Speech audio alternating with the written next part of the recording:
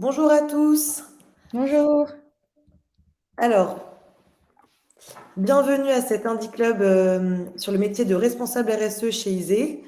Donc, je suis en compagnie de Hawa qui va aujourd'hui vous partager son expérience sur ce nouveau poste qui a été créé du coup au sein d'ISE.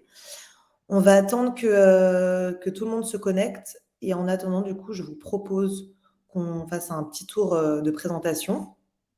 Donc, moi, pour ceux qui ne me connaissent pas, donc je suis programme manager chez Indigo. Et donc, je suis en compagnie de Hawa, donc, qui est responsable RSE chez ISE. Et je vous propose à votre tour de vous présenter. Donc, je vais vous publier un petit sondage normalement. Donc, est-ce que vous voyez le sondage dans votre qui s'affiche normalement en pop-up sur votre écran? Alors, je regarde. Bonjour Vincent, bonjour Margot. Ah oui, c'est visible, super. Voilà, donc ceux qui ont mis autre, vous pouvez nous préciser dans le chat ce que vous faites pour qu'on en sache un peu plus. Ok, trop bien, le sondage fonctionne.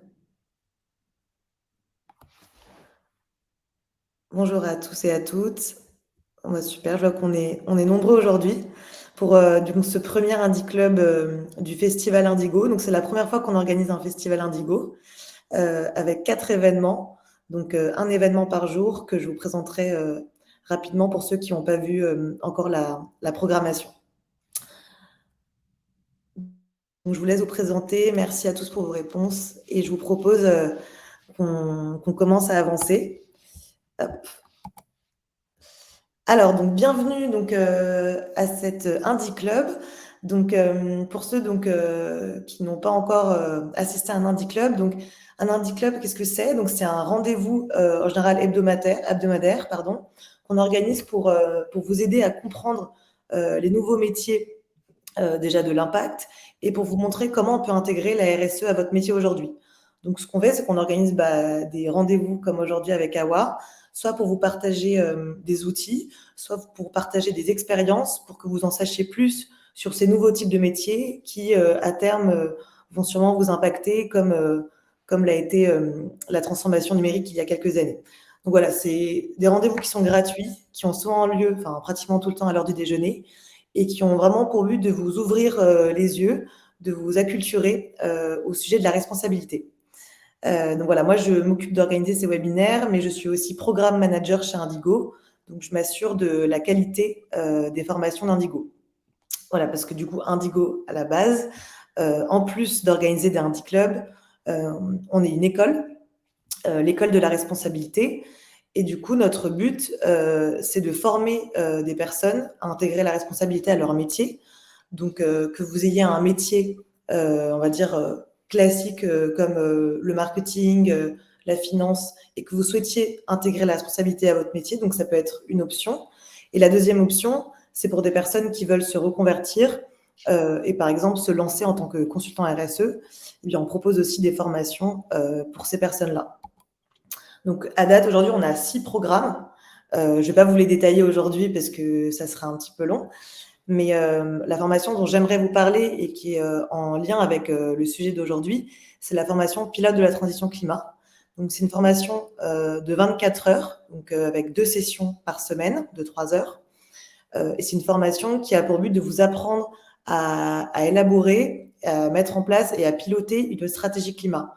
Donc, ça s'adresse à des personnes qui ont déjà touché à la gestion de projet, qui savent, voilà, qui sont à l'aise avec ce sujet-là et qui veulent apprendre à avoir vraiment cette valeur ajoutée, à comprendre la réglementation, les enjeux, à maîtriser un bilan carbone et ensuite à accompagner des clients, soit des clients du coup externes, soit même sa boîte en interne. Donc, c'est une formation qui vous permet d'avoir un premier pas, d'avoir les outils pour pouvoir vous lancer sur ces sujets-là. Donc, c'est voilà, une formation qui a lieu tous les mois et demi environ, donc il y a régulièrement des promos. Si jamais vous êtes intéressé, que vous avez des questions, que vous voulez par exemple découvrir le programme, je vais vous partager un lien dans le chat qui vous permettra d'accéder à la brochure.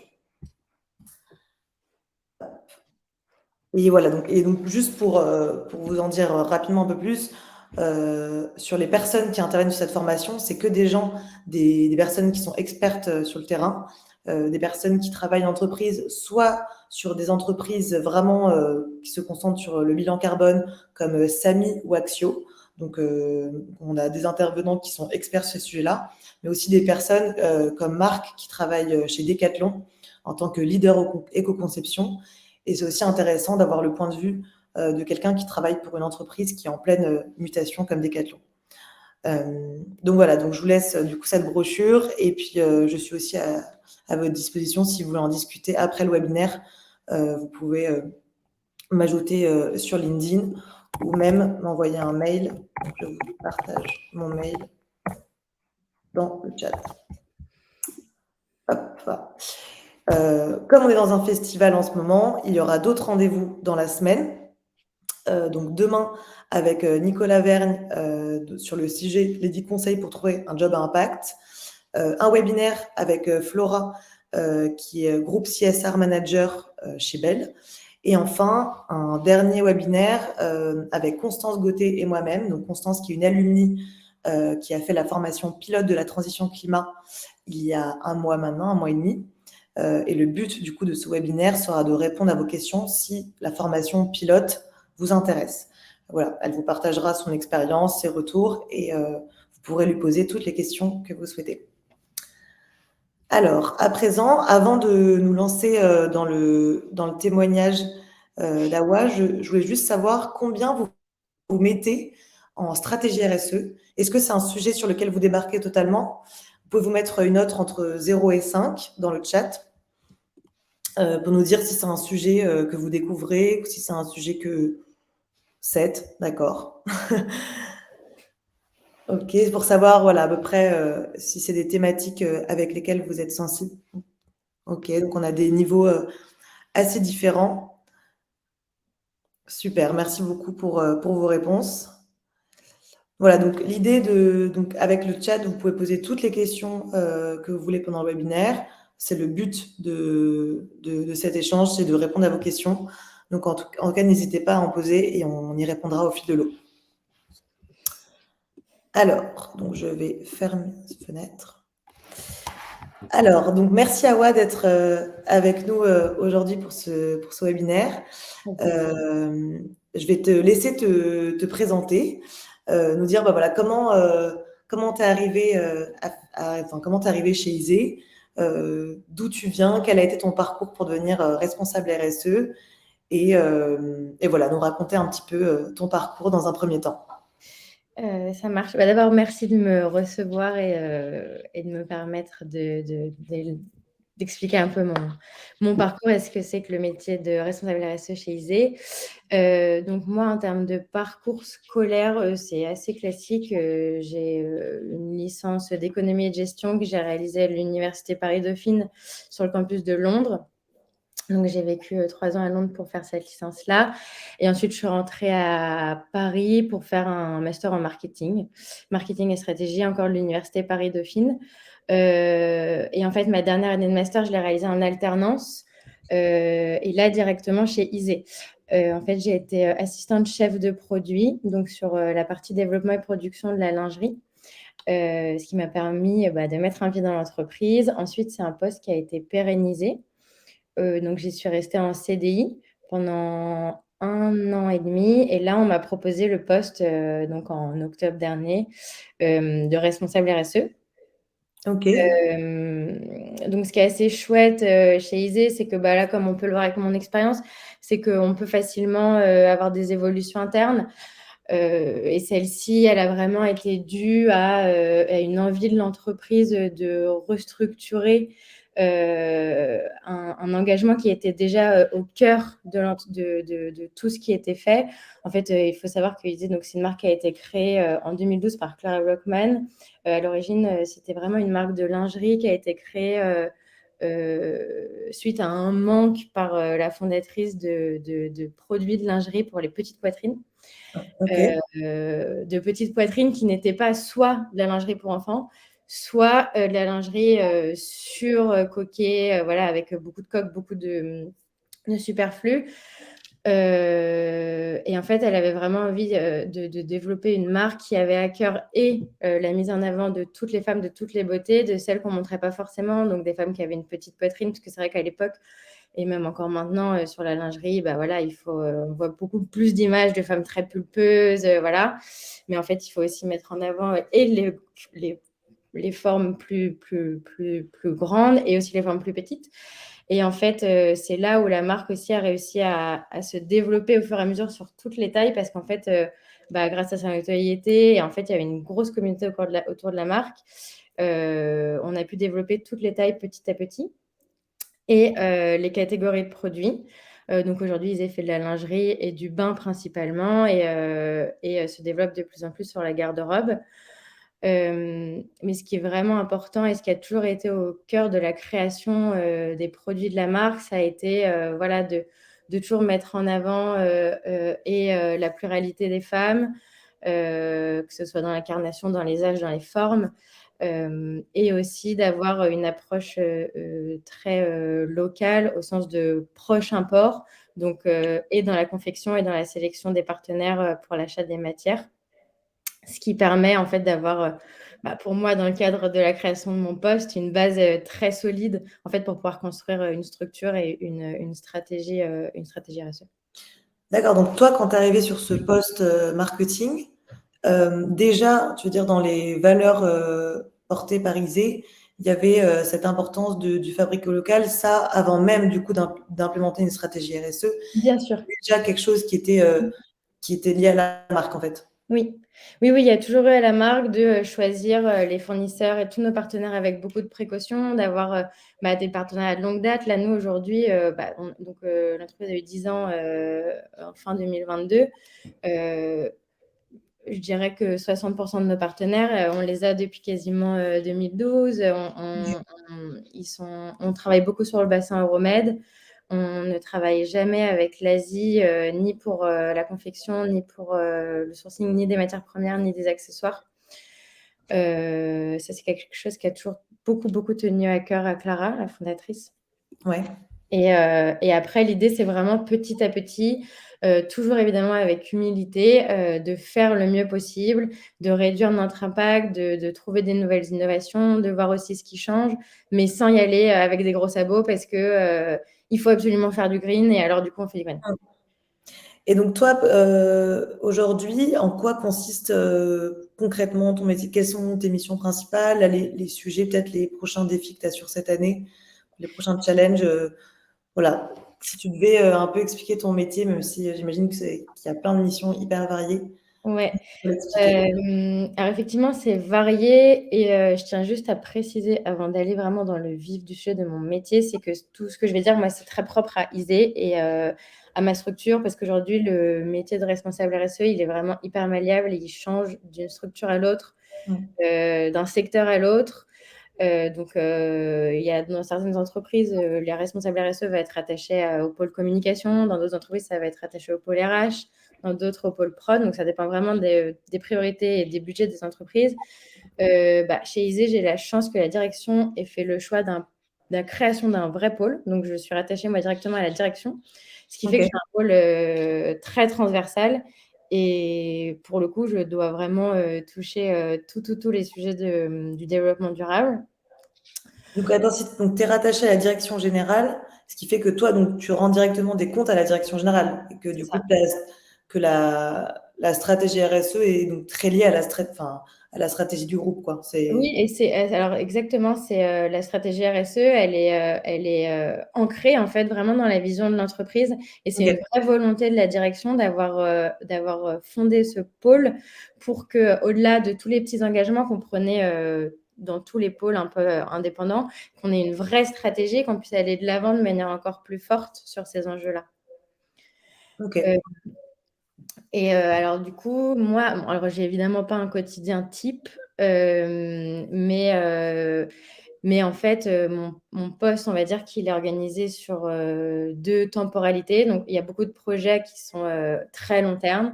Donc ça va être, bah, des projets de certification produit, de pérenniser une offre de seconde main qui prend beaucoup de temps, la création d'une stratégie de réduction d'empreinte carbone, des choses comme ça. Et après, il y a d'autres sujets qui sont beaucoup plus court terme, qu'il faut actionner assez rapidement. Donc, typiquement, quand j'ai pris le poste, ça a été la formation des équipes qui sont directement en lien avec les clientes pour pas que, en fait, on se retrouve à commettre peut-être des impairs, voilà, en communication. Il faut vraiment faire très attention à ce qu'on dit. Aussi que chaque équipe soit bien consciente de ce qu'on fait, ce qu'on est en train de faire, quels sont les objectifs, quelle est la stratégie. Après aussi en très court terme, je vais avoir le service client qui me dit coucou Awa, j'ai cette cliente qui me pose cette question sur cette matière, qu'est-ce que je lui réponds? Et voilà. Après, voilà, ça va être aussi des sujets un peu plus au bureau, des questions de recyclage, des choses comme ça. Donc en fait, ça va vraiment du tout à tout. Il y a aussi beaucoup de sujets réglementaires maintenant. Ouais. Parce que ces sujets-là rentrent de plus en plus dans le cadre des législations, que ce soit françaises ou européennes. Et pour ça, pour le coup, il faut vraiment quelqu'un qui soit dessus dans son métier, quoi. C'est pas annexe. Est-ce que tu as accompagné, toi, sur les sujets réglementaires ou même, par exemple, sur enfin, du coup, même le bilan carbone, est-ce que vous êtes accompagné par un cabinet? Est-ce que toi, tu traites ça tout, enfin, j'imagine que tu traites pas ça tout seul et que. Alors, en fait, je traite pas les choses toute seule, évidemment, et c'est aussi ce qui est très chouette dans mon métier, c'est que je collabore avec, je vais dire, 100% d'épaule de l'entreprise, et ce qui est vraiment super.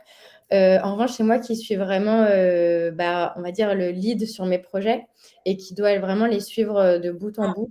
Donc, en fait, je vais être aidée par tout le monde, on va être main dans la main, mais ça va être moi qui vais vraiment avoir la timeline en tête, les deadlines, et qui va pousser tout le monde pour qu'on avance sur les sujets. Donc, typiquement, sur le bilan carbone, là, on a réalisé notre premier bilan carbone en début d'année. Donc, on est en train de structurer une stratégie de réduction. Du coup, ça a été fait avec un cabinet? Avec Carbo. Carbo, ok, le Carbo, ouais, on les connaît. Et voilà, voilà, pour un peu conclure sur mon métier, on va dire que ça va vraiment être de mener de front plein de projets avec des temporalités variées, aussi des niveaux d'enjeux variés, Ouais. et une collaboration avec vraiment tous les membres de l'entreprise. Et ok, et donc toi, c'était un poste que tu voulais ou c'est eux qui te l'ont proposé parce que. Oui, effectivement, je suis un peu passée d'un métier très opérationnel à un métier beaucoup plus long terme. En fait, moi, j'ai toujours voulu et travailler dans la mode et dans le développement durable. Donc, c'était littéralement mon métier rêvé. Ouais. Et en fait, il y a un an et demi, au sein d'Isée, la direction avait créé des genres de challenge RSE. On a Ok. créé des groupes de travail justement pour commencer aussi à voir comment est-ce qu'on pouvait aller plus loin sur tous les sujets que nous, on abordait déjà dans l'entreprise. Donc, il y avait un challenge communication, un challenge social, un challenge production qui était organisé avec différents membres de l'entreprise en tant que membres, on va dire coopérateurs, enfin qui coopèrent, et des ambassadeurs. Et moi, j'ai tout de suite voulu être l'ambassadrice du pôle production, du coup, vu que j'étais à la production.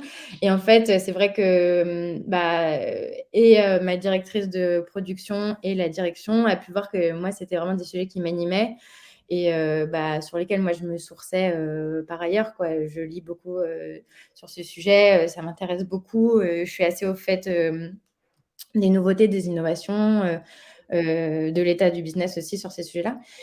Et effectivement, en fait, du coup, elles m'ont proposé le pôle en sachant que c'était un peu ce à quoi j'aspirais et ce qui m'intéressait. Ok. Et sur le produit, peut-être qu'à un moment donné, j'allais un peu caper et qu'il fallait peut-être me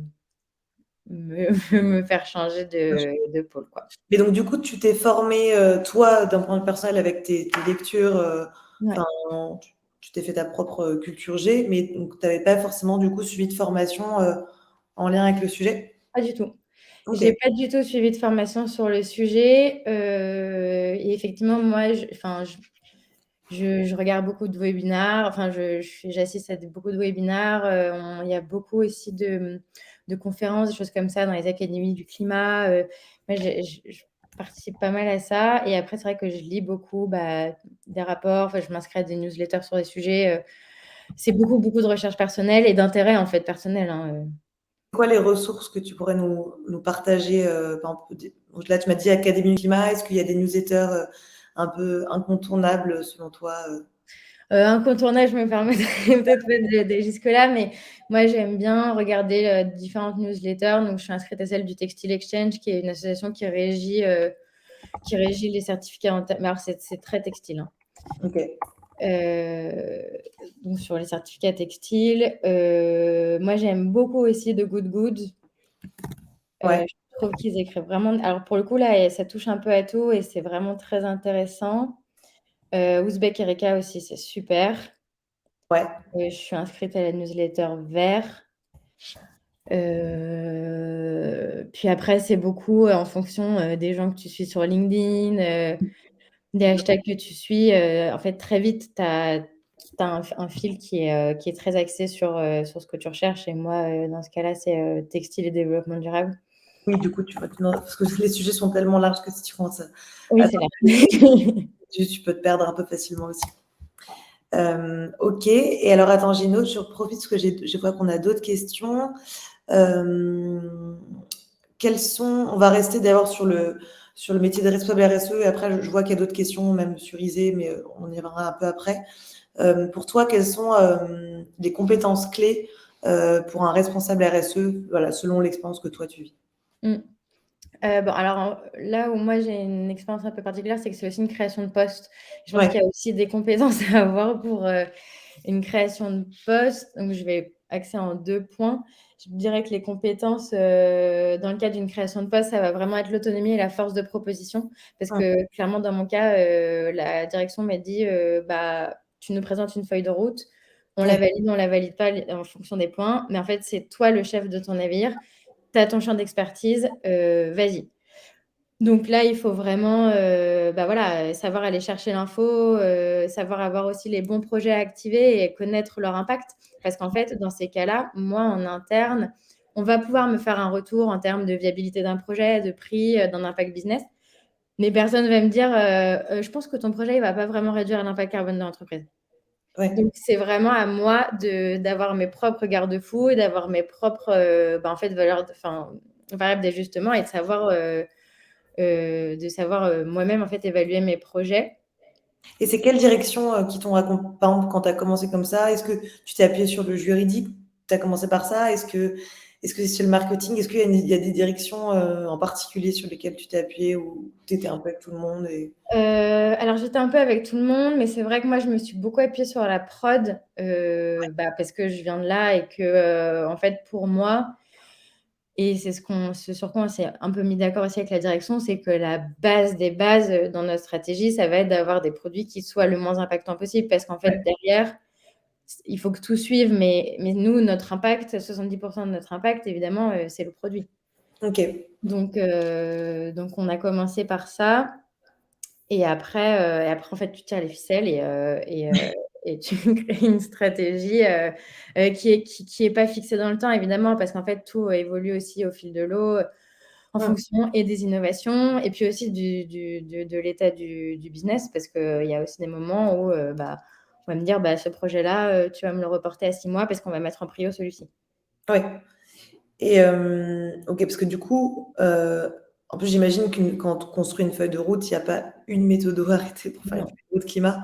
Donc, c'est aussi ça enfin, c'est ce qui est intéressant parce que quand on arrive sur des postes, on a à la fois cette liberté, mais d'un côté, ça peut être un peu paniquant, j'imagine, de se dire bon, bah, enfin, je mets en place des objectifs, mais je pense que ça peut être aussi un peu stressant, j'imagine, au début de pas trop Ouais. savoir. Ouais, c'est assez difficile, mais en fait, je pense, qui a été assez important enfin, en fait, quand j'ai pris mon poste, en gros, nous, enfin, chez ISE, on est dirigé par deux Clara. Donc, il y a Clara la fondatrice et Clara la directrice générale. Et Ouais, donc, moi, je travaillais beaucoup avec elles et elles m'ont dit, en fait, il faut que tu nous interviewes pendant 3 heures chacune et que tu comprennes un peu vraiment notre vision. Et en fait, c'est ça qui m'a beaucoup aussi, qui m'a beaucoup aidée à créer la feuille de route parce qu'en fait, même si, oui, un pôle RSE, c'est pour pousser à la transformation dans l'entreprise, en fait, on est obligé de comprendre et les enjeux business de l'entreprise et la vision. Parce que sinon, fatalement, on risque de se prendre un mur. Et en fait, ça a été hyper intéressant et complètement complémentaire avec ce que moi j'avais en tête pour la stratégie. Et ça a pu aussi moduler, poser des questions.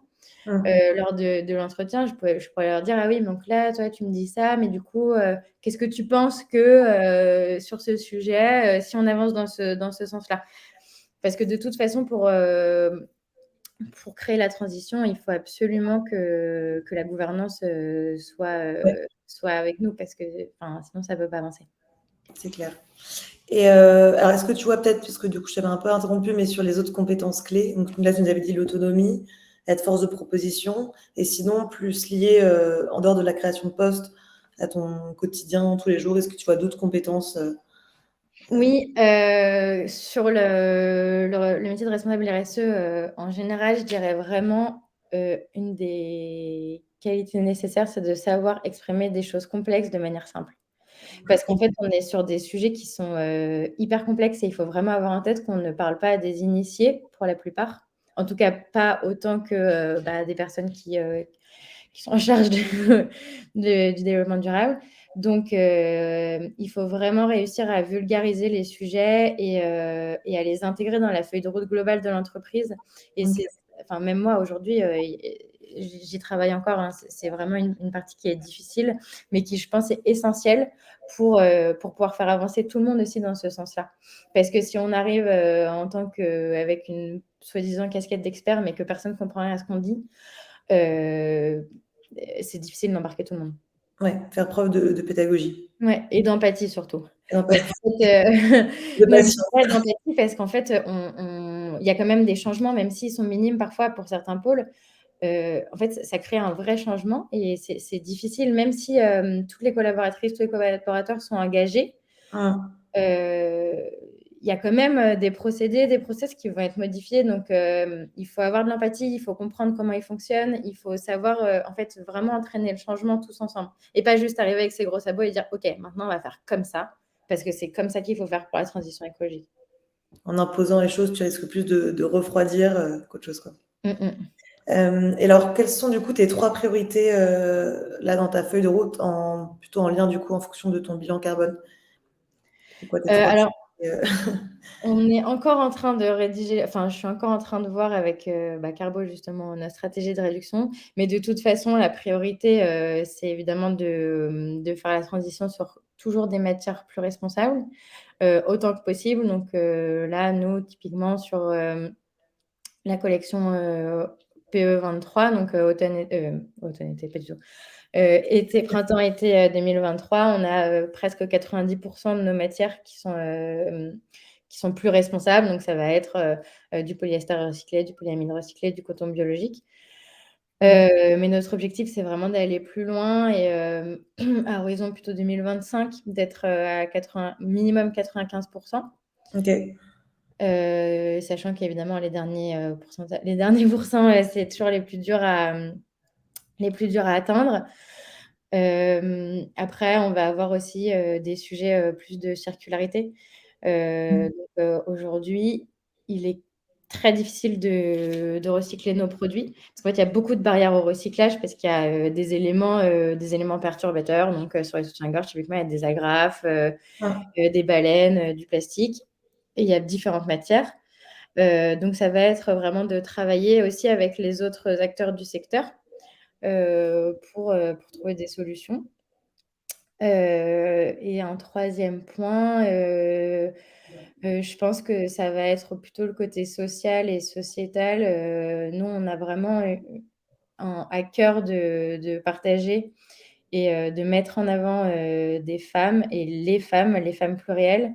Et, euh, et donc, nous, il faut vraiment on a vraiment pour but de continuer sur ça. On est engagé avec une association qui s'appelle Révèle, euh, qui permet à des jeunes filles de milieux défavorisés de prendre confiance, d'être sûres d'elles, de continuer leurs études, de ne pas quitter.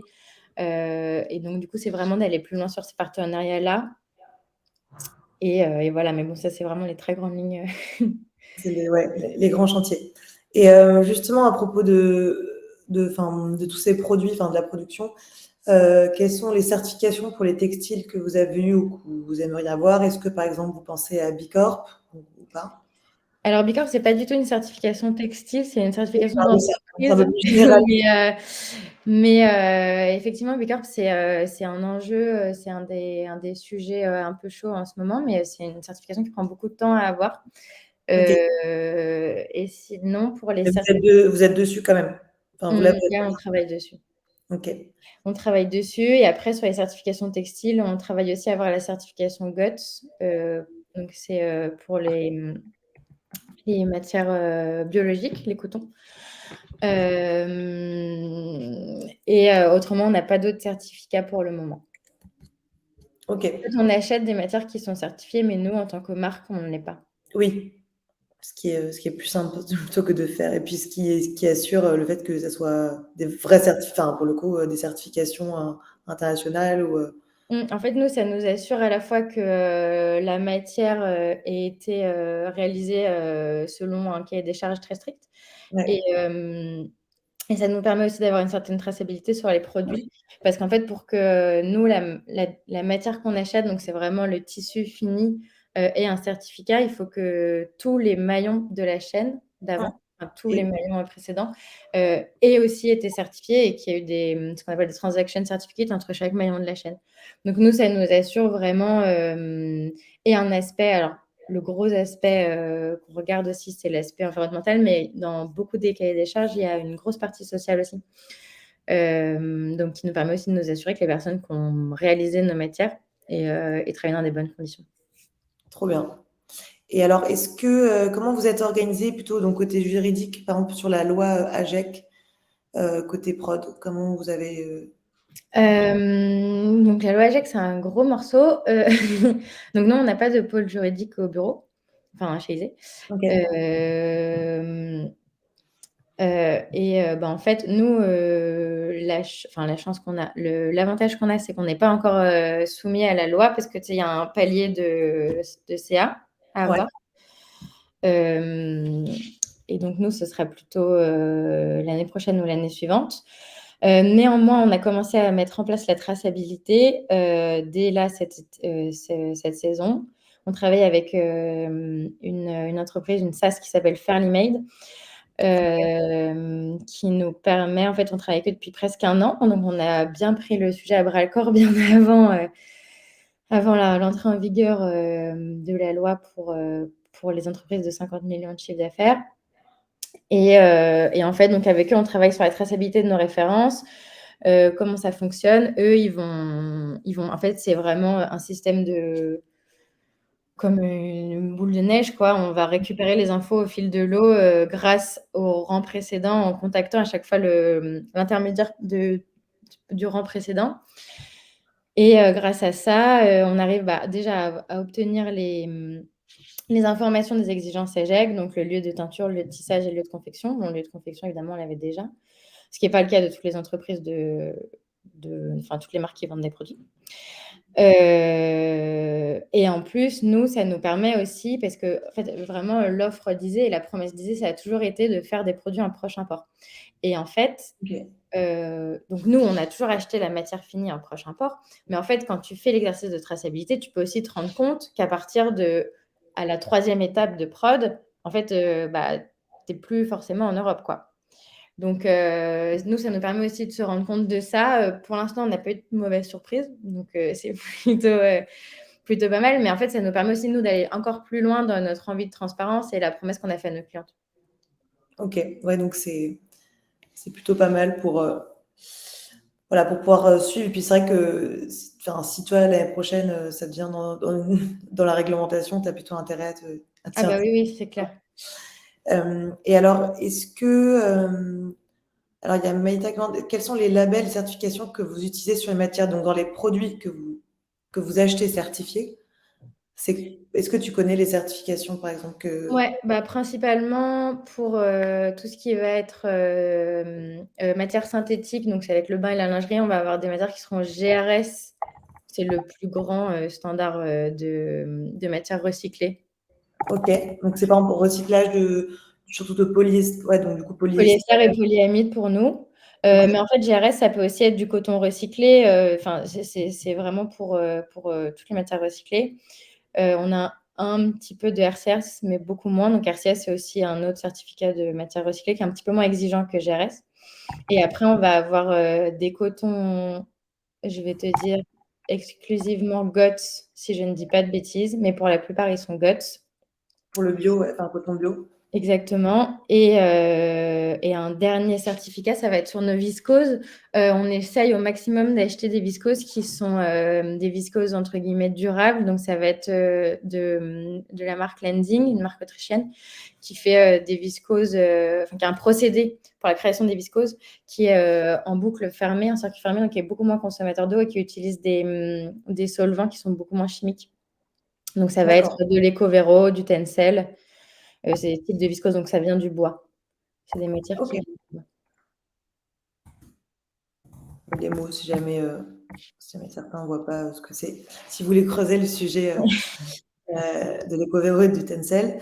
Et du coup, en lien avec la production, Océane nous demande si est-ce que vous travaillez du coup sur l'éco-design de vos produits. Toi, est-ce que par exemple, c'est toi qui gères ça ou c'est le marketing ou par exemple, quand tu étais en marketing, est-ce que tu avais des sujets d'éco-conception ou c'était plutôt pour je sais pas, pour la R&D comment c'était Alors, il faut savoir que nous, on n'est vraiment pas nombreuses, hein, donc on n'a pas de R&D ou on est environ au bureau, on est entre 40 et 50 personnes.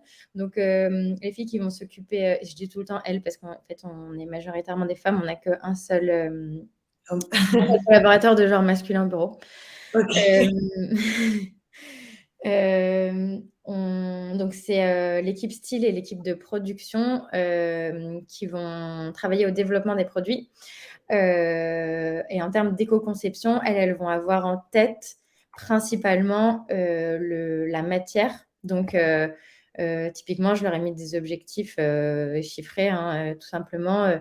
Par exemple, je ne sais pas, sur l'automne-hiver 23, elles doivent avoir minimum 90% des matières qui sont plus responsables. Donc, c'est de cette manière-là qu'on va faire de l'éco-conception. Et c'est une bonne question parce que je pense qu'il va falloir qu'on aille de toute façon un peu plus loin sur ces sujets-là. Mais encore une fois, Isée, on va toujours petit à petit pour pas se jeter dans la gueule du loup et plus savoir où aller. Mais on va avoir aussi des sujets, je pense, d'éco-conception plus à la base, de savoir comment est-ce qu'on va créer un produit dès l'origine en pensant directement à la manière dont il va finir. Mais ça, c'est encore un next step. Ça, c'est plutôt ouais, de l'éco-innovation et De c'est l'éco-conception, mais vraiment poussé. C'est l'idéal, hein, mais c'est très difficile. ouais. Bah, c'est justement Decathlon qui sont très, très Ouais. avancés sur ces sujets-là. Mhm. Et si ça vous intéresse, on avait fait un webinaire avec du coup le leader éco-conception de Decathlon que vous pouvez trouver sur notre page YouTube sur ce sujet-là, justement, de l'éco-conception à l'éco-innovation. Et il nous avait présenté justement 2 cas très intéressants où on pense plus en fonction du produit, mais en fonction de l'usage. Et du coup, c'était hyper intéressant. Voilà, si ce sujet vous intéresse. Et est-ce qu'au niveau des emballages aussi, par exemple, vous avez eu des améliorations sur Oui, bah alors nous, on a toujours un emballage très minimaliste et on n'a jamais eu de plastique qu'on donnait à la cliente. Ok. Donc sur ça, on est plutôt assez bien lancé. Et en fait, c'est moi qui suis responsable du développement des emballages. Ok. Donc, je peux tout vous dire. On ne produit nos emballages pareil qu'en Europe, qu'en papier certifié FSC ou PEFC. Et on en a le moins possible. Donc, ça veut dire que si vous commandez chez Isée, vous allez avoir la boîte, le papier de soie pour protéger les produits et potentiellement une petite carte postale, mais c'est tout, quoi. Ouais, le minimum, de toute façon. Et puis, il y a des boutiques Isée. Oui, on a des boutiques. Et en boutique, bah, ça sera un sac et un papier de soie, quoi. Au mieux d'aller en boutique directement. Mm. Et alors, je vois qu'on avait aussi une question, mais plutôt sur le pilier social de la RSE. Mm. Je ne sais pas si c'est toi qui traites ces sujets-là ou pas. Avez-vous pu mettre en place une stratégie RSE orientée GPEC, recrutement, formation? Donc ça, c'est peut-être plutôt le pilier RH, je ne sais pas. Ah oui, alors ça sera plus la RH. Alors, j'avoue que GPSC, je ne sais pas ce que c'est. Ok. Mais sur le social et plus sur le RH, on est justement en train de revoir un petit peu et à la fois les processus de feedback et après, nous, on a toujours une fois par an un bilan annuel avec les directrices. Mais après, sur la formation, on a beaucoup de formations en interne et par les gens de l'externe. Et en interne, on a aussi une responsable de la formation qui s'occupe à la fois de former, qui s'occupe principalement de former nos conseillères de vente. Et après, moi, je fais aussi des formations en interne sur les sujets de la RSE. Et voilà.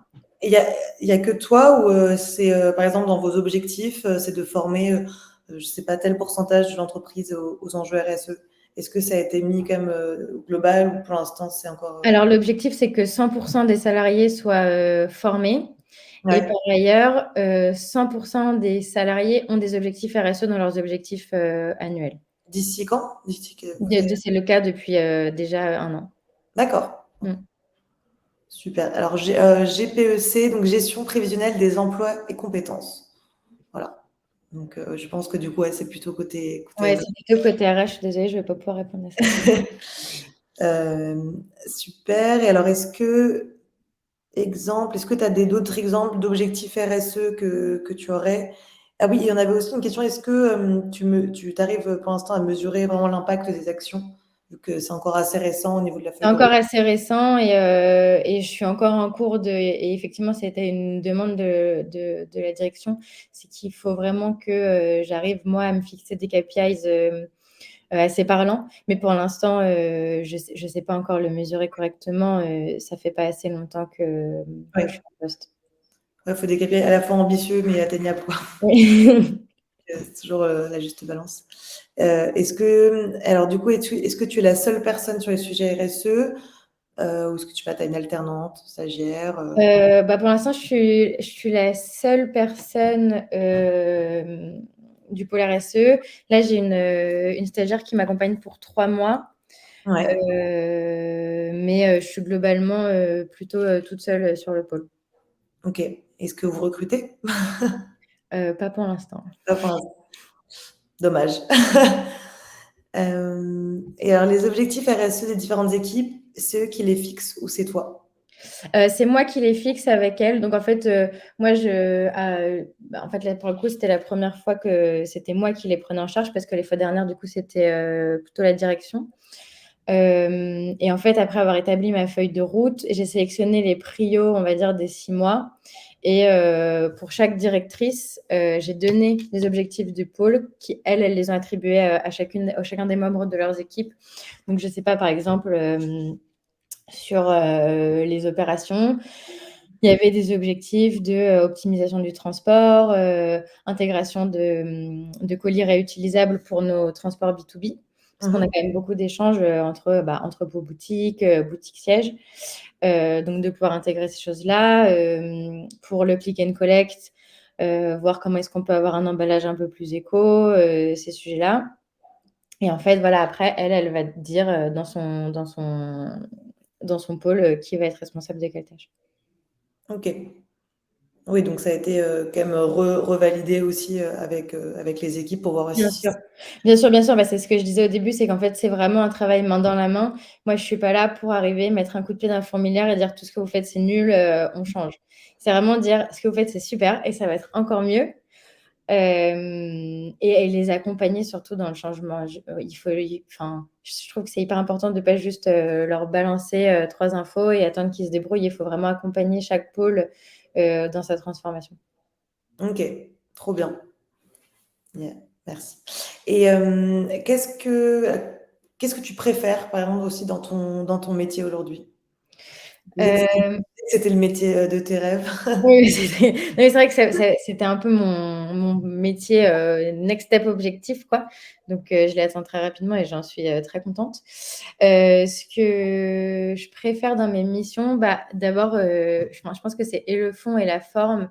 La forme parce que, comme je te disais, je collabore avec vraiment presque tous les membres de l'entreprise et ça, c'est vraiment hyper passionnant. Et en plus, ça te permet de mettre le doigt sur peut-être des incompréhensions, des points de blocage. et enfin, c'est à la fois un challenge et à la fois, c'est tellement enrichissant. C'est vraiment une partie qui me passionne. Et après, bah, le fond, évidemment, moi, c'est juste des sujets qui me passionnent et enfin, je veux dire, même le week-end, je suis en train de lire, je suis en train de lire des articles dessus, mais ce qui est aussi hyper intéressant, c'est que ça change en permanence. Donc, Mmh. on n'est pas sur un état, de la RSE dans le textile qui est, statique et juste il faut arriver d'un point A à un point B. C'est, on est à un point, A et il faut arriver au point Z, mais en passant par A, B, C, D, E, F, G, H, I, K, L, M, N, O, P, mais tu sais pas où c'est. Du coup, et ça, c'est aussi hyper challengeant. Il faut être assez agile, il faut aller vite, et puis, Tu enfin, t'ennuies pas, quoi. tu arrêtes jamais d'apprendre des nouvelles choses et c'est super. Est-ce que tes donc, seulement ces compétences techniques de développement production t'ont été utiles à ton nouveau poste? Oui, complètement. J'imagine, ouais. C'était central et c'était aussi un peu moi, la trajectoire de carrière que j'avais en tête. C'était que pour moi, il fallait absolument que je passe par le produit, Ouais. pour pouvoir en fait, imaginer avoir un minimum d'impact, sur le développement durable dans une entreprise qui vend, des produits textiles. En fait, vraiment de passer par la prod, ça donne aussi, le sens d'une réalité qui est très complexe. Vraiment la prod, c'est très complexe, bon, surtout sur des produits de lingerie. Hem et ça permet aussi de se saisir des enjeux, des points morts, des points chauds aussi. Enfin, c'est très intéressant. Et toi, justement, ça a été quoi tes difficultés? À quel Les niveau? Je sais pas, quand tu as vu que c'était le fait que ce soit un nouveau poste, par exemple, ça peut être, est-ce qu'il y a eu des difficultés à ce niveau-là au niveau de la mise en place? Est-ce que, tu as eu des difficultés, je sais pas, parfois dans la collaboration avec certaines directions? Ou, enfin voilà, les points un peu chauds que tu as eu? En fait, pour être honnête, ce qui a été le plus difficile, c'était plus, le changement de rythme. C'était plus, enfin vraiment très personnel, dans le sens où, bah, quand tu es chef de produit, tu as un rythme très soutenu.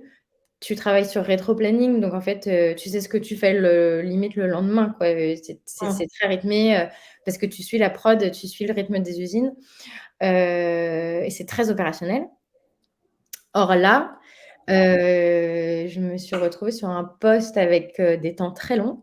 Ce à quoi j'avais pas du tout l'habitude et des temps très longs, beaucoup de réflexion, beaucoup d'interrogations, et ça, en fait, ça a été plus cette adaptation-là pour moi qui a été très difficile.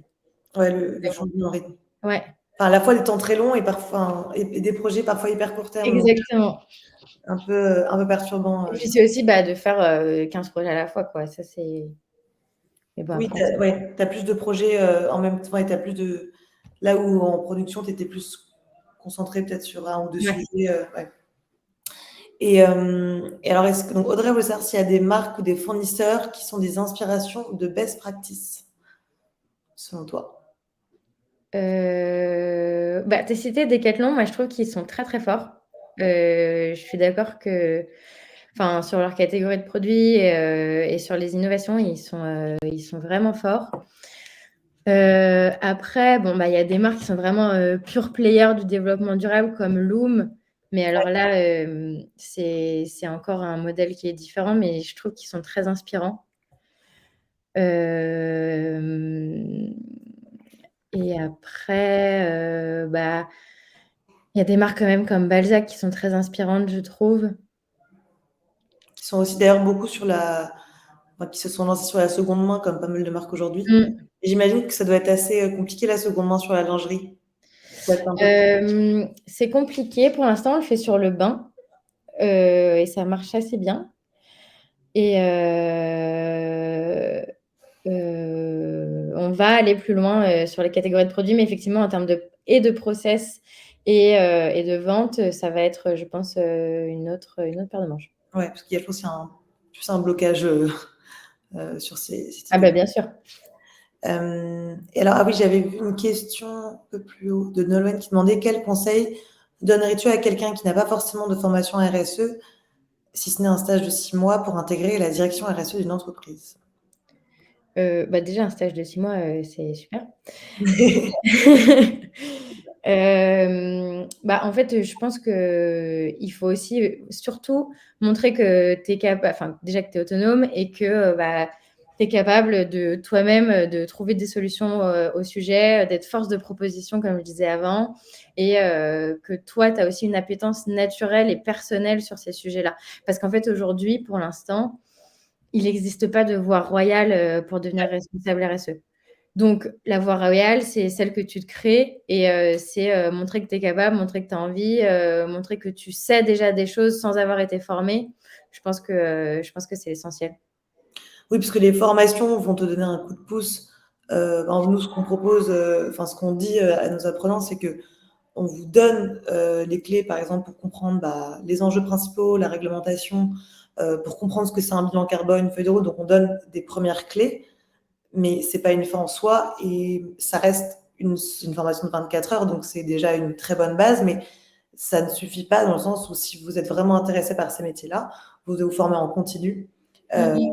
et vous pouvez pas juste vous reposer sur une forme, même même si vous avez fait un master 2 ou genre 2 ans d'études, enfin, même ça, moi j'avais fait ça il y a quelques années et je sais que encore aujourd'hui, il faut que je continue à m'intéresser à ces sujets-là parce que ça avance super vite, enfin, notamment les sujets réglementaires, Mmh mh. et que pour pas être largué, faut se faire sa propre. Oui, oui, Ouais. complètement et surtout qu'en fait, je pense que c'est aussi très différent en fonction des secteurs. Ouais. Parce que moi aujourd'hui, je suis responsable RSE, dans une marque textile, mais je sais pas si je serais capable d'être responsable RSE, dans une usine de plastique ou dans une marque, qui vend des chaises, quoi. Ouais. Enfin, il y a aussi, chaque secteur a ses particularités, a ses certificats qui sont pas tous les mêmes pour tous les secteurs. Enfin, il y a je pense qu'il y a l'aspect secteur qui joue beaucoup. Ouais. Mais après ça, si après tu maîtrises comme le job de responsable RSE, après, tu te formes après sur ton secteur, mais une fois que tu as déjà, je pense, une première expérience en tant que responsable RSE, tu sais au moins le rythme, tu sais le fonctionnement et tu connais quand même les enjeux, Mmh. je pense, Oui, oui, c'est sûr. importants. Mais c'est vrai qu'après, oui, je suis d'accord avec toi, en fonction du secteur, c'est assez différent. Alors, je voulais savoir, est-ce qu'il vous reste, s'il reste des questions? Il nous reste encore quelques minutes. Si vous n'avez pas eu le temps de poser des questions, que ce soit sur son job, sur Isée, sur son parcours, voilà, on est à votre écoute. Je vois qu'il y a des personnes qui sont en train de taper.